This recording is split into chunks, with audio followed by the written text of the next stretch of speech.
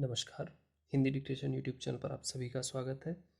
दैनिक जागरण संपादकीय लिखेंगे 14 सितंबर का। रेडी हो जाइए।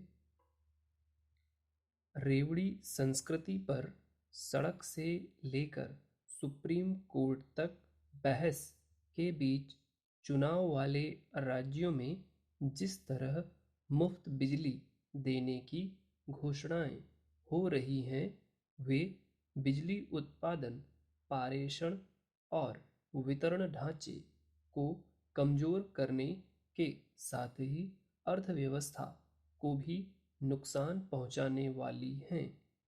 यह चिंताजनक है कि मुफ्त बिजली देने के वादे एक ऐसे समय पर किए जा रहे हैं जब न तो राज्य बिजली बोर्डों का घाटा थम रहा है और न ही बिजली वितरण कंपनियों पर इन बोर्डों की देनदारी कम हो रही है।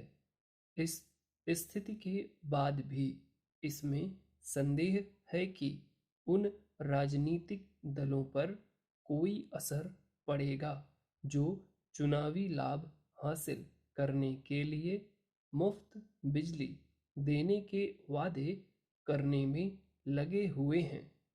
चूंकि जब कोई एक राजनीतिक दल मुफ्त बिजली देने का वादा करता है, तो अन्य दल भी ऐसे वादे करने के लिए विवश हो जाते हैं। इसके अतिरिक्त अन्य राज्यों में भी मुफ्त या रियायती बिजली देने की मांग होने लगती है। पिछले दिनों तो तेलंगाना के मुख्यमंत्री के चंद्रशेखर राव ने यह घोषणा कर दी कि यदि 2024 में गैर भाजपा सरकार बनी तो देश भर में किसानों को बिजली के साथ पानी भी मुफ्त दिया जाएगा। हालांकि अभी विपक्षी एकता का अता पता नहीं है, लेकिन चंद्रशेखर राव की घोषणा यही इंगित करती है कि आगामी विधानसभा और लोकसभा चुनावों में मुफ्त बिजली देने पर जोर दिया जाएगा।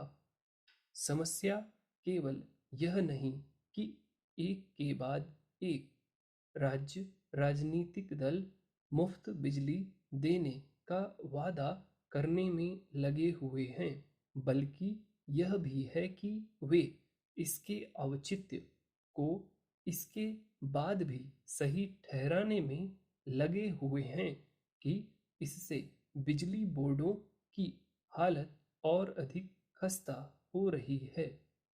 निसंदेह निर्धन वंचित वर्गों को रियायती मूल्य पर बिजली देना समझ आता है, लेकिन इसका कोई औचित्य नहीं कि सक्षम लोगों को भी लागत से कम मूल्य पर या फिर मुफ्त बिजली दी जाए।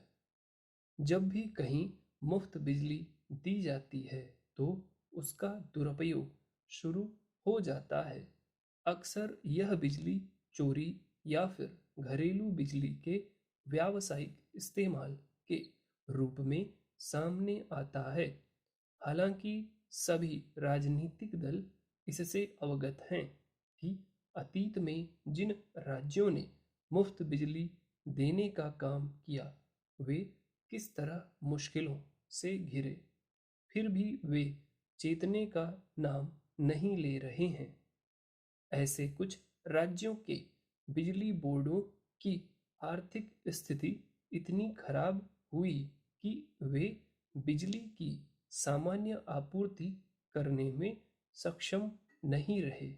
जिस तरह राज्यों के बिजली बोर्ड घाटे से नहीं उबर पा रहे हैं, उसी तरह बिजली वितरण कंपनियां विद्युत उत्पादक कंपनियों को समय पर भुगतान नहीं कर पा रही हैं।